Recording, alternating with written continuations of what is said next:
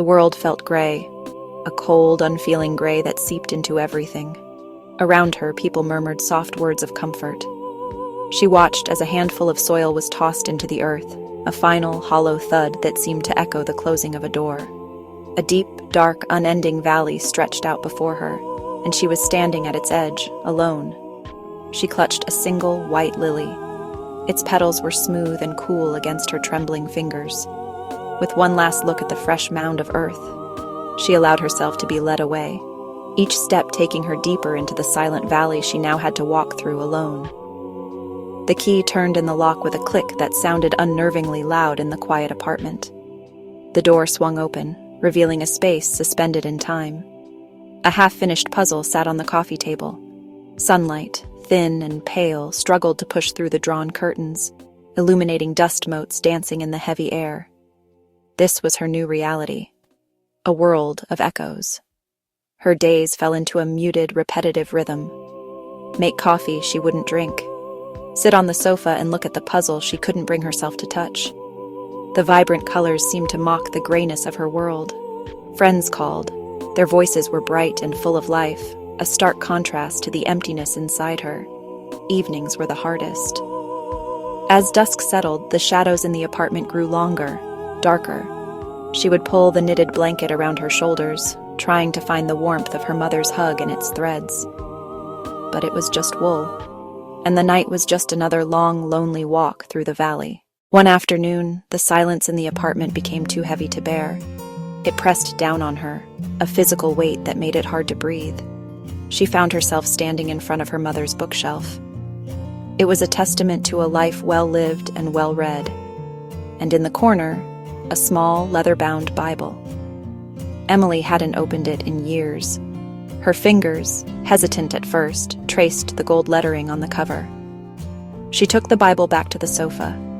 She let it fall open on her lap, not looking for anything in particular, just letting the pages settle where they may. Her eyes fell upon a page marked with a faded silk ribbon, and tucked beside the ribbon was a small, handwritten note on pale blue paper. It was her mother's handwriting, elegant, familiar.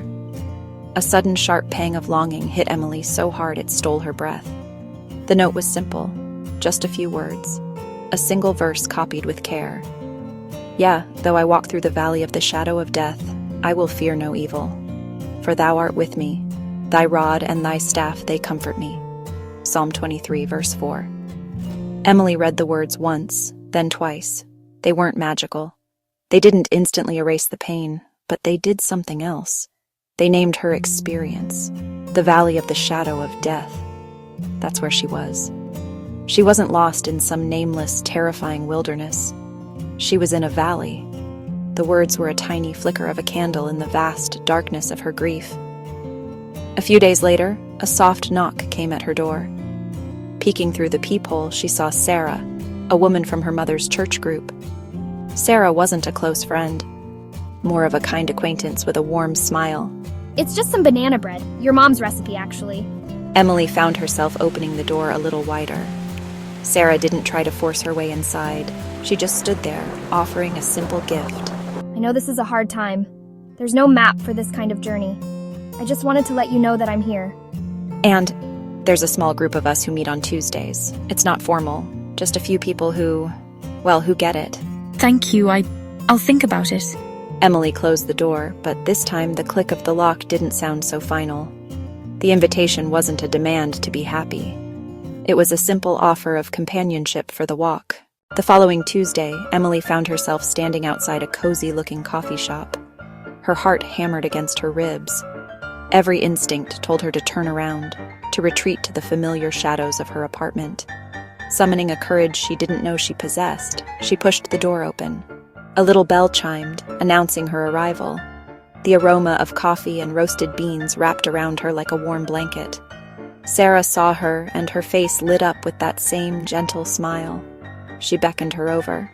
Each step toward the table felt like walking against a strong current, but she kept going, one foot in front of the other. She sat down, and the conversation lulled for a moment. No one stared. No one asked probing questions. Sarah simply said, "Emily, this is George and Maria. We're so glad you could come." I got you a hot chocolate. I hope that's okay. It was more than okay. The warmth of the mug seeped into her hands, a comforting anchor in this new, uncertain space. For a while, she just listened. George talked about his wife, who had passed last year, and how he was learning to cook for one. Maria spoke of her brother. Slowly, tentatively, Emily began to feel a subtle shift inside her. She was still in the valley, yes. The shadows were still there. But she wasn't alone in it anymore.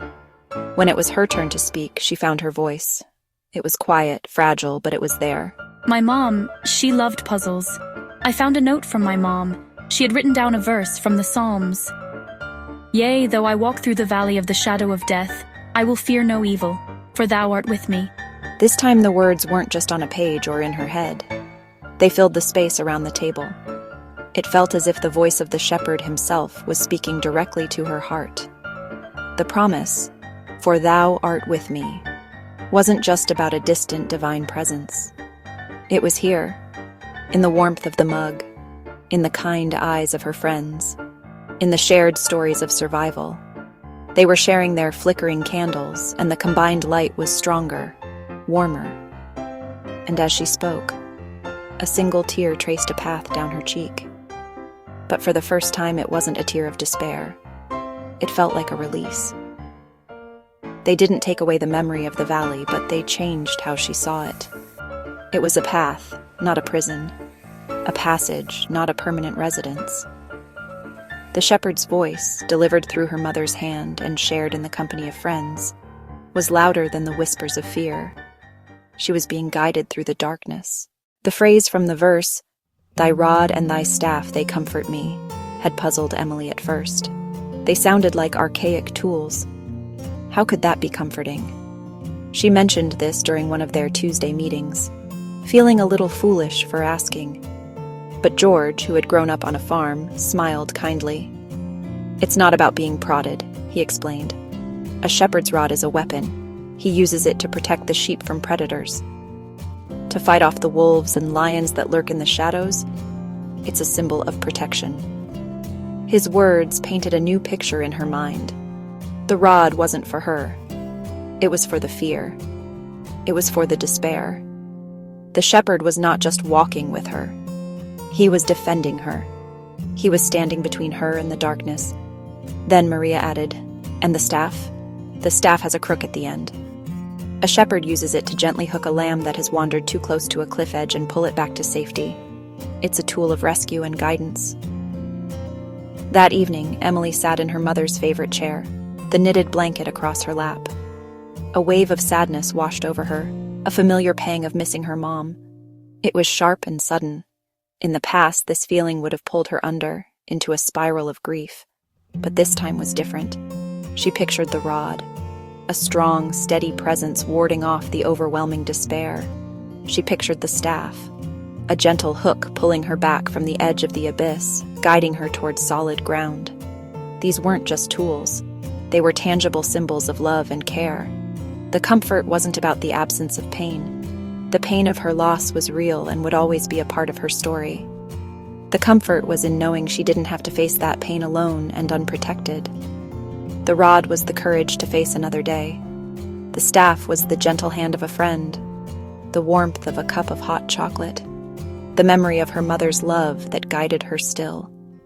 She was being protected. She was being guided. She closed her eyes, and for the first time in a long time, she didn't feel like she was free-falling. She felt held. One morning, Emily woke up before her alarm, not from a bad dream, but from a sense of peace. The room was still dark, caught in the quiet moments just before dawn. Instead of rolling over and hiding from the day, she felt a gentle pull to get up. She walked to her window, the one that faced east. She pushed it open, letting the cool pre-dawn air wash over her face. In the distance, the horizon was a deep, dark purple, but a thin, brilliant line of orange was beginning to appear at its edge. She was about to witness the sunrise. As she watched, the colors began to bleed into the sky. Orange, pink, a soft, buttery yellow. The colors pushed back the darkness, not violently, but slow and graceful. The world outside was being reborn, painted in strokes of hope. and Emily felt that same gentle transformation happening within her. The gray fog was finally lifting. A genuine smile touched her lips. Real, not forced. It started deep within and lit her eyes. She thought of her mother, not with the sharp, cutting pain of loss, but with a quiet, loving warmth. She could remember her mother's laugh without it being followed by the crushing weight of silence. The love remained. The love was the light. The valley was still part of her journey, but she could see the path leading out of it now. She looked at the half-finished puzzle on her coffee table. For months it had symbolized arrested grief. Now it felt like a picture waiting to be completed. She picked up a bright yellow sunflower petal piece and fitted it in. It clicked perfectly. It wasn't the end, just the next step, like her life. She wasn't fixed. Grief is a landscape to walk through. And today, for the first time, she was walking in the sunlight. The journey through the valley had changed her. It had carved new depths into her soul.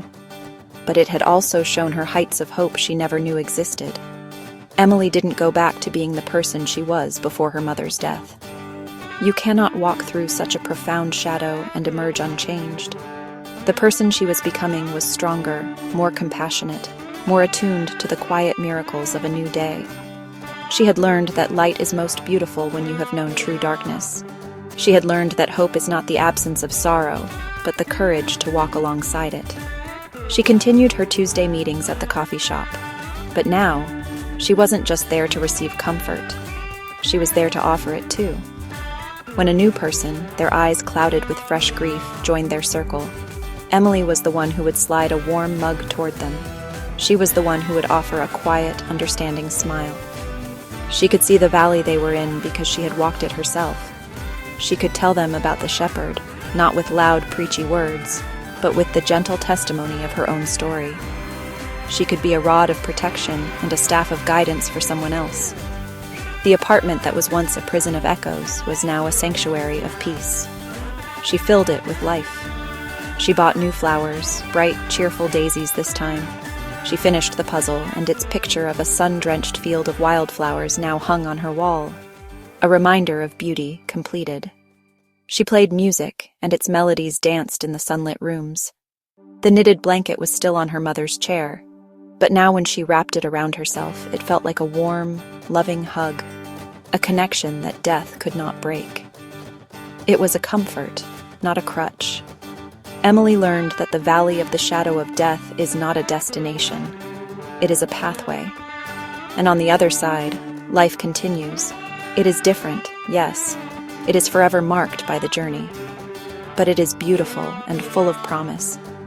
She would carry her mother's love with her always, a gentle light within her. As she walked on into the brightness of her own new day, she knew she would face other valleys, other shadows. But she would not be afraid. For she had learned the most important lesson of all. She never, ever walked alone.